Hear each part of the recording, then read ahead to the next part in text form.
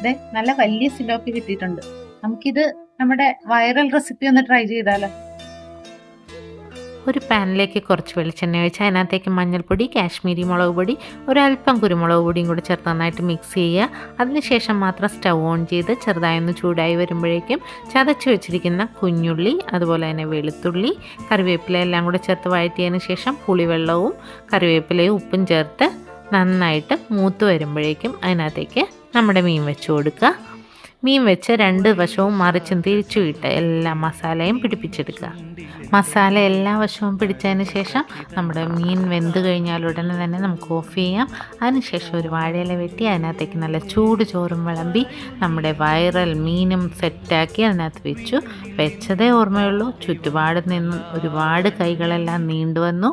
നമ്മുടെ മീനെല്ലാം ഒറ്റ സെക്കൻഡ് കൊണ്ട് കാലിയായി കിട്ടി. എൻ്റെ അമ്മയെ ഒരു രക്ഷയില്ലാത്ത ഐറ്റമാണ്.